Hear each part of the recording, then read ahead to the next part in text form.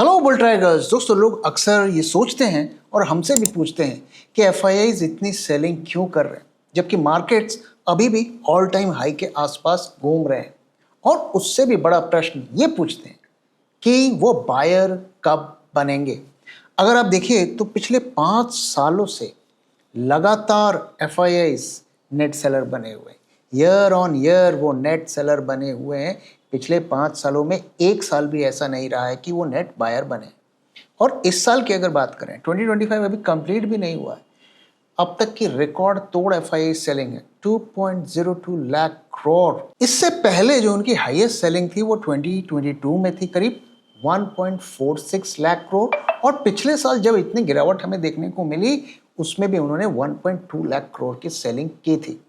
तो अगर हम ये सारा डेटा देखें तो क्लियर कट उनका सेलिंग का पैटर्न दिख रहा है। बीच बीच में वो बायर जरूर बन जाते हैं लेकिन लॉन्ग टर्म ट्रेंड उनका सेलिंग का है। और पिछले 5 सालों में उन्होंने 9.43 लाख करोड़ की सेलिंग कर दी। इतनी सेलिंग। और सबसे बड़ा प्रश्न ये उठता है कि क्या आगे कभी भी वो बायर बनेंगे और कब वो बाइंग शुरू करेंगे। तो आइए सबसे पहले हम समझते हैं कि इतनी सेलिंग वो क्यों कर रहे हैं। तो इसके कई रीजंस हैं, टाइम टू टाइम हम आपके साथ शेयर भी करते हैं। मैं उनको एक बार समराइज कर देता हूं आपके लिए। तो पहला जो रीजन है वो है bad economies, bad fundamentals, bad macros. अगर हम देखें तो हमारी कंपनीज के जो रिजल्ट्स आ रहे हैं और जिस तरीके की प्रोजेक्शंस हैं उससे एफआईआईज ऐसा लगता है काफ़ी डिसअपॉइंटेड है।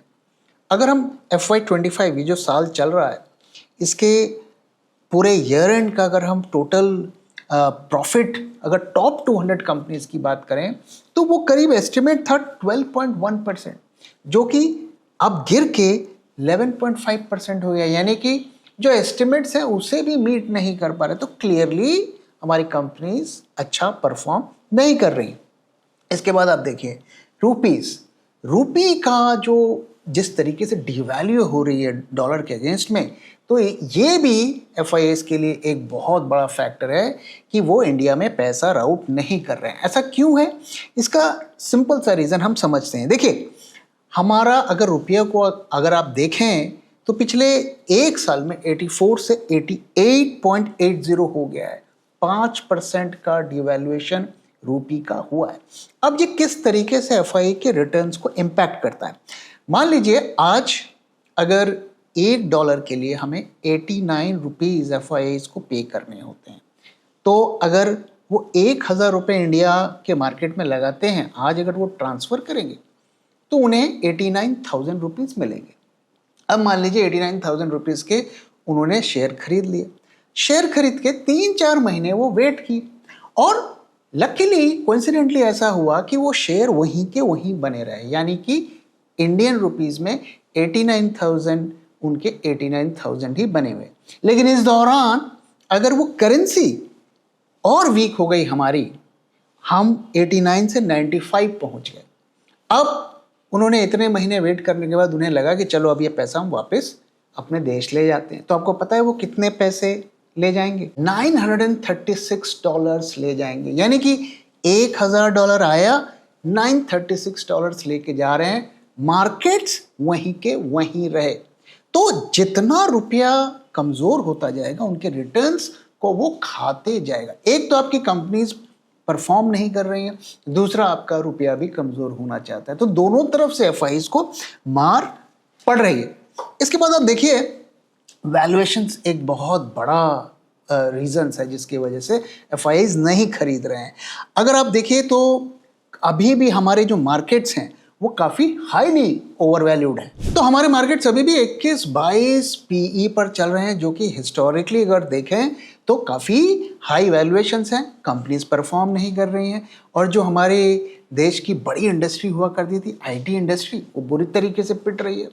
कल ही मैं कोई एक वीडियो देख रहा था, किसी बड़ी कंपनी के किसी एम्प्लॉय ने वो वीडियो पोस्ट किया था। वो कह रहा था कि कंपनियां जोर ज़बरदस्ती करके लोगों को निकाल रही हैं। और वो उस वीडियो में ये भी बताया गया था कि किस तरीके से वहाँ पे जो थोड़ा हाथापाई की नौबत भी कंपनी के अंदर आ गई थी। तो ऐसे सिचुएशन में जब आपकी जो सबसे फास्टेस्ट ग्रोइंग कंपनीज थी, सेक्टर था, वहां पर ही रिसेशन आता हुआ दिख रहा है, तो हम कैसे ये जो हम अभी पीई 21-22 कमांड कर रहे हैं मार्केट में, उसे हम कैसे जस्टिफाई करेंगे? तो एफआईआईज इस बात को समझते हैं। अब यहां पे अगर आप देखिए तो इन फैक्टर्स की वजह से एफआईआईज तो सेलिंग कर रहे हैं, लेकिन एफआईआईज का फंडा क्या होता है कि उनका पैसा कहीं ना कहीं इन्वेस्टेड रहता है, और कहीं इन्वेस्टमेंट का अपॉर्चुनिटी नहीं मिलती है तो वो बॉन्ड मार्केट में ले जाते हैं। तो इंडिया से पैसा निकाल कर वो ले कहाँ जा रहे हैं? तो अब देखिए यहाँ पर पहले वो इंडिया से जो निकाल रहे थे पिछले साल, वो चाइना लेके जा रहे थे, लेकिन अब सिचुएशन बदल गई है। चाइना में भी टैरिफ का खतरा पड़ा हुआ है और ट्रेड वॉर का रिस्क बढ़ रहा है, तो वहाँ वो पैसा नहीं ले जा रहे हैं। पैसा कहाँ ले जा रहे हैं? पैसा वो ले जा रहे हैं Spain, Korea, south Africa, Mexico, Brazil, Pakistan. Yes, you heard it right, Pakistan में भी वो ले जा रहे हैं। और पाकिस्तान का अगर मार्केट आप देखें, ये अगर मैं आपसे उसका परफॉर्मेंस शेयर करूं, तो कराची 100 इंडेक्स एक साल में 104% अप है। जब मैंने ये फिगर्स देखी तो एक बार के लिए मुझे यकीन नहीं हुआ, मैंने डबल चेक किया, अभी भी मुझे विश्वास नहीं हो रहा है कि एक साल में 104% अप है। और पिछले 3 महीने में अगर आप देखिए तो इस 25% से ज़्यादा अप है। और एक और चीज़ जो मैंने देखी और मुझे विश्वास नहीं हुआ कि वहाँ पीई 9.37 है। तो क्लियरली जहाँ उन्हें सस्ता पीई दिख रहा है, सस्ते वैल्यूएशंस दिख रही हैं, वहाँ ले जा रहे हैं। मैं ये नहीं कह रहा हूँ कि पाकिस्तान के मार्केट्स हमारे मार्केट से अच्छे हैं, हमारे मार्केट्स उनसे कई गुना बड़े हैं, अच्छे हैं, लेकिन इस फैक्ट को हम नकार नहीं सकते कि एफआईआई का पैसा हमारे देश से निकलकर उन देशों में जा रहा है जहाँ की इकॉनमी हमसे वीक है, छोटी है, लेकिन वैल्यूएशंस वहाँ सस्ते हैं। अब देखिए स्पेन में पैसा जा रहा है, क्यों? क्योंकि वहाँ पर 13x पे ट्रेड हो रहा है। कॉस्पी कोरिया में जा रहा है क्योंकि वहाँ पे 10.5% के पी पे ट्रेड हो रहा है, और हम दुगने वैल्यूएशंस पर ट्रेड हो रहे हैं, जबकि हमारे यहाँ कंपनी के परफॉर्मेंस उस तरीके से नहीं हो रही है। तो ये तो वो रीजंस हुए जिसकी वजह से एफआईआईज पिछले कई सालों से सेलिंग कर रहे हैं। अब इस बारे में बात करते हैं कि कब वो बायर बनेंगे, क्या वो कभी भी बायर बनेंगे? तो इसको समझने के लिए पहले हम एफआईआईज के सेलिंग का पैटर्न को समझते हैं। तो स्क्रीन पर मैं आपको डेटा दिखा रहा हूं, इसमें आपको 3 चीजें देखने को मिलेंगी। 2017 से 2025 तक आपको निफ्टी का ट्रेंड देखने को मिलेगा, आप देख सकते हैं जबरदस्त राइज हमें देखने को मिल रहा है। इसके बाद ऊपर वाले चार्ट में आपको जो ब्लैक लाइन है वो डिनोट कर रही है पीई, किस तरीके से year on year PE move कर रहा है, और जो आपको रेड और ग्रीन बार्स दिख रही हैं वो आपको बता रहा है कि एफआईआईज ने बाइंग की या सेलिंग की, कितनी बाइंग की, कितनी सेलिंग की। यहाँ हमें क्या देखने को मिल रहा है? अगर आप देखिए तो 2019 से 20 तक अगर आप देखिए 2 साल एफआईआई बायर बने। इसके बाद पीई अनरियलिस्टिक लेवल पर चला गया। ओके, 38.9 का पीई 2021 में चला गया जब ये बड़ी रैली हमारे कंट्री में शुरू हुई थी, और इसके बाद 5 कंसेक्यूटिव मंथ्स एफआईआईज ने सेलिंग की है, 9.5 लाख करोड़ की सेलिंग की है। अब वो सेलिंग कर रहे थे लेकिन मार्केट्स ऊपर जा रहे थे, हमारे डोमेस्टिक जो मनी है उसके फ्लो की वजह से मार्केट्स ऊपर जा रहे थे और उसका फायदा उठाकर वो एग्जिट कर रहे थे। क्यों वो एग्जिट कर रहे थे? आप सोच के देखिए, जब आपके मार्केट्स इतने ऊंचे जा रहे हैं वो क्यों एग्जिट कर रहे थे? क्यों? क्योंकि मार्केट्स हाईली ओवर बॉट हो गए थे, काफी हाई वैल्यूएशन पर ट्रेड हो रहे थे। तो कंसिडरिंग द रिस्क उन्होंने ये समझा कि यहां से एग्जिट करते हैं। तो चढ़ते हुए मार्केट में वो सेल क्यों करते हैं? क्योंकि उनकी क्वांटिटी बहुत ज़्यादा होती है, और अगर वो गिरते मार्केट में सेलिंग करेंगे तो मार्केट्स और गिरेंगे और वो बहुत उन्हें सस्ते रेट्स पर माल को निकालना पड़ेगा। बुल ट्रैक में हमारी ये कोशिश रहती है कि जो भी हमसे जुड़ें उन्हें हम सही रास्ता दिखा सकें, और इसका प्रूफ है हमारे पोर्टफोलियोज।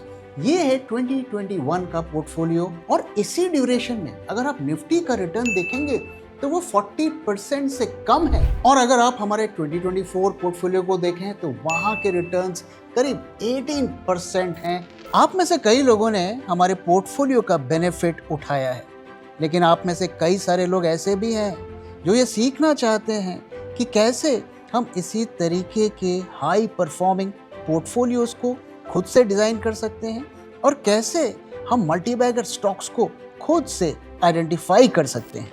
और इसीलिए हम लेके आ रहे हैं invest for alpha 2.0, this time bigger better boulder, जहां आप सीखेंगे कैसे मल्टीबैगर स्टॉक्स ढूंढें, कैसे निकालें स्टॉक्स की रियल वैल्यूएशंस और क्या वो की मिस्टेक्स हैं जिसे करके इन्वेस्टर्स अपने लाखों रुपए डुबाते हैं।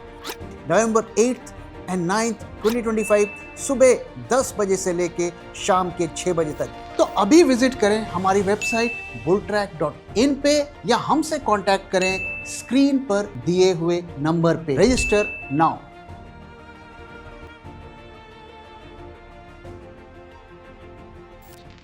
तो अगर बहुत ही सिंपल तरीके से हम समझें तो एफआईआई सेलिंग क्यों किए, क्यों 2021 से उन्होंने सेलिंग शुरू की, क्योंकि पीईज या वैल्यूएशंस काफी हाई लेवल पर चले गए और उसके बाद हमारी कंपनीज की जो ग्रोथ का साइकिल था एक तरीके से पीक आउट हो गया और ये बात उन्हें पता थी कि considering the peak situation valuations जो हैं हाई रहे। और उसके बाद आप देखिए वैल्यूएशन ड्रॉप भी हुए, लेकिन वो भी उस वैल्यूएशंस को, कंपनी के परफॉर्मेंस को जस्टिफाई नहीं कर रहे थे क्योंकि कहीं ना कहीं उन्हें पता था कि ये साइकिल ओवर हो चुका है। तो क्यों वो हाई पी पर सेलर बने, क्यों उन्होंने सेलिंग शुरू कर दी?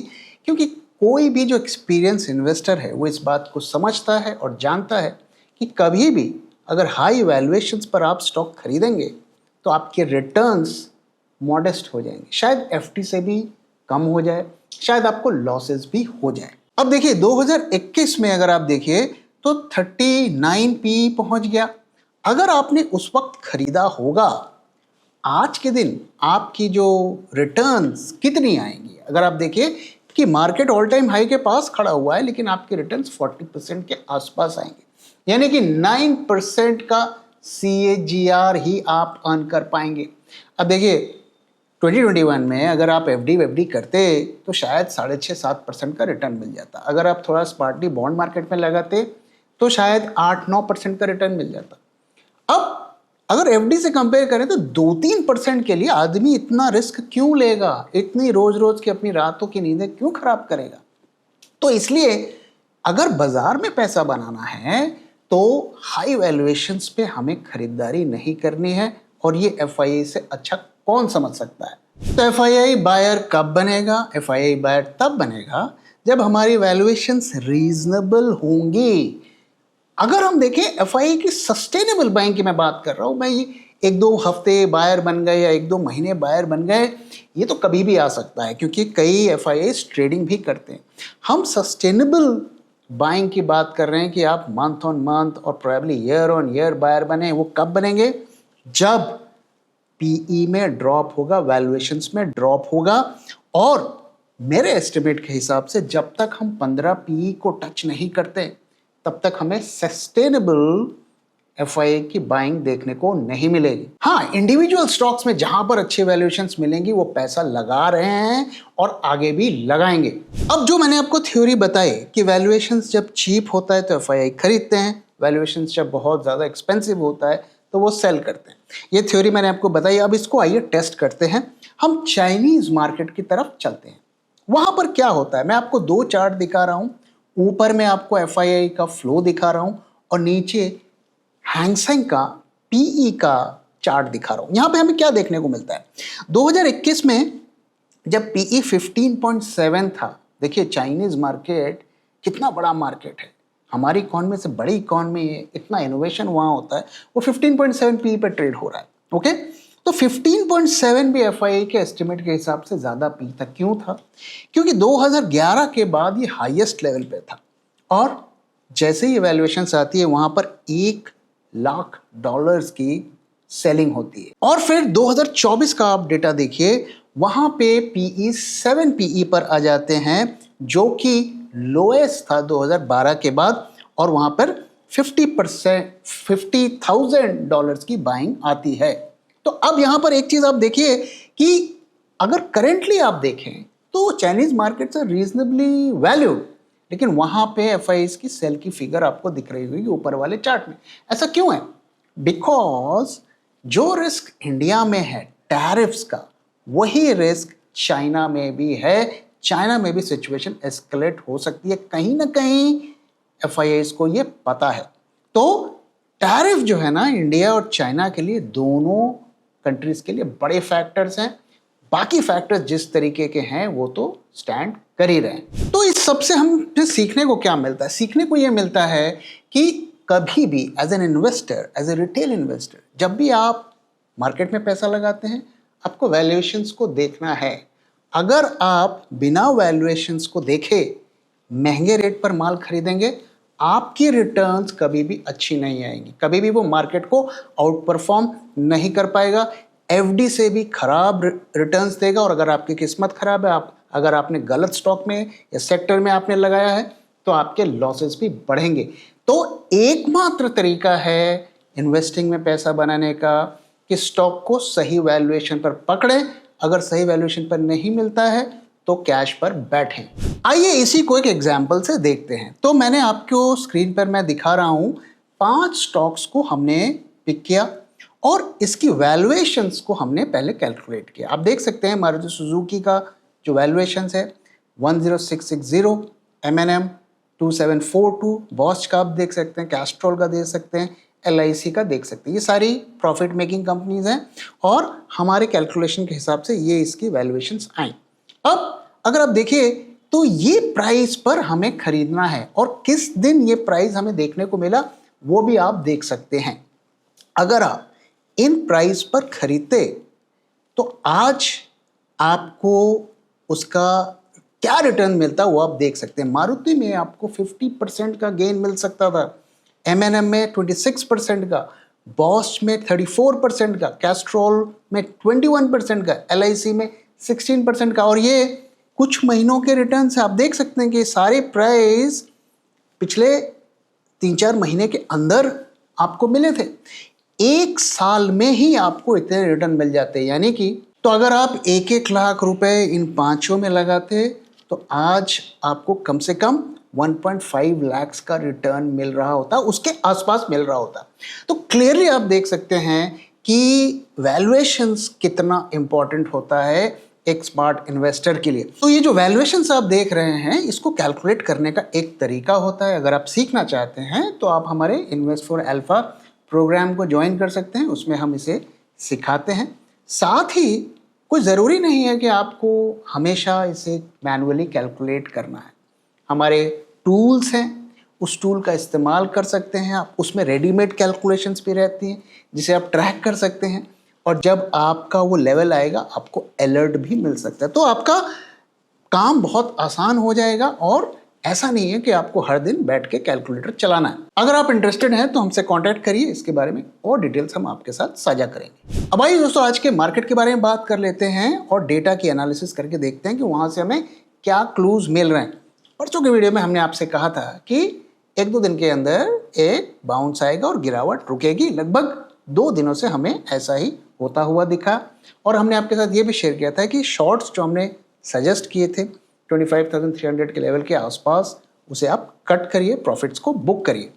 और आज हमें वही देखने को मिला। कल के दिन भी मार्केट्स में हमें ग्रीन देखने को मिला था, करीब करीब 275 पॉइंट्स हमने गेन कर लिए। तो अगर हम यहाँ पे डेटा को देखें, यहाँ हमें क्या देखने को मिलता है, तो निफ्टी करीब 24,894 के आसपास क्लोज हुआ आज, और करीब 58 पॉइंट्स का गेन दिखाया। IV की सिचुएशन कंफर्टेबल दिख रही है, नो मेजर चेंज, दोनों में ड्रॉप देखने को मिला है, it's a bullish indication. Put call ratio once again rise देखने को मिला है, कल के लेवल को सस्टेन किया। It's a very positive thing, क्योंकि ये हमें इंडिकेट कर रहा है कि जो भी अभी गिरावट चल रही थी वो कहीं ना कहीं शॉर्ट टर्म में खत्म हो गई है। विक्स फिर हमें ड्रॉप देखने को मिला। अभी पिछले 3-4 दिनों से उसमें राइज देखने को मिल रहा था, लेकिन एक बार फिर हमें ड्रॉप देखने को मिला है। Once again a positive indication. अगर इस महीने के निफ्टी फ्यूचर्स का डेटा देखें तो उसमें अच्छा खासा OI ऐड हुआ है। 1,22,044 कॉन्ट्रैक्ट्स ऐड हुए हैं, ह्यूज आई वुड से। और ये लॉन्ग पोजीशन है या शॉर्ट है, तो प्रीमियम की तरफ चलते हैं, वहां से पता करने की कोशिश करते हैं। तो प्रीमियम्स में अगर हम देखें ना, आज ड्रॉप देखने को मिला, 147 से 113 हो गया है, और नेक्स्ट मंथ का प्रीमियम में भी ड्रॉप देखने को मिला है। तो क्लियर कट ये निफ्टी फ्यूचर्स की शॉर्ट पोजीशंस ऐड हुई हैं। और अगर टर्नओवर की बात करें तो टर्नओवर में हमें जबरदस्त आज राइज देखने को मिला, और करीब हम 1.12 लाख करोड़ का हमने टर्नओवर एनएससी में किया। एडवांस डिक्लाइन रेशियो बहुत ही अच्छा पॉजिटिव रहा। तो इसको हम कैसे देखें? डेटा अगर आप देखेंगे तो सब कुछ पॉजिटिव है, काफ़ी ज़्यादा पॉजिटिव है, लेकिन एक चीज़ जो वरिंग है वो ये है कि निफ्टी फ्यूचर्स में शॉर्ट पोजीशंस बनती जा रही है, यानी कि cash market is positive, futures market is negative. ये क्या इंडिकेट करता है? ये इंडिकेट करता है एक्सट्रीमली नियर टर्म, अगले 2-3 दिनों तक मार्केट्स बुलिश हैं, मार्केट शायद नहीं गिरेंगे। लेकिन अगर हम थोड़ा लंबा आउटलुक लें, मे बी अक्टूबर एंड तक, तो यहाँ पर शॉर्ट पोजीशंस बनती हुई दिख रही हैं। तो क्लियरली ये सेल ऑन राइज टाइप का मार्केट है। तो ऐसा में करना क्या चाहिए? देखिए, जैसा कि मैंने कहा, नियर टर्म में मार्केट बुलिश है, अगले कुछ दिनों तक मार्केट्स ऊपर जा सकते हैं, लेकिन बुलिश पोजीशन बनाना इस वक्त काफ़ी रिस्की है। तो अगर आप बनाना चाहते हैं तो हेजिंग के साथ बनाएं और जल्दी जल्दी प्रॉफिट बुक करके निकलें, क्योंकि मुझे लगता नहीं अभी तक कि ये रैली ज़्यादा दिन सस्टेन करेगी, 2-3 दिन कर सकती है। तो फिलहाल एक्सट्रीमली नियर टर्म में मार्केट्स बुलिश हैं। अगर हम थोड़ा लंबा आउटलुक लेंगे, अभी भी मार्केट्स में शॉर्ट पोजीशंस बन रही है, और इस बात का गवाह है एफआईआई की इंडेक्स फ्यूचर्स की शॉर्ट पोजीशंस। कल के दिन भी जब मार्केट इतना चढ़ा, उन्होंने फ्रेश शॉर्ट्स क्रिएट किए। कैश मार्केट में लगातार उनकी सेल की फिगर आ रही है। आज का डेटा अभी नहीं आया तो मैं नहीं कह सकता हूँ, इसलिए ज़्यादा बुलिश हमें नहीं रहना है, छोटा मोटा बुलिश ट्रेड आप कर सकते हैं, यही हमारी सलाह है। तो दोस्तों, इसी के साथ इस वीडियो को मैं यहाँ पे खत्म कर रहा हूँ। वीडियो कैसा लगा जरूर बताइएगा, अपना फीडबैक भी शेयर करना मत भूलेगा। Thank you very much for watching and thank you for your time.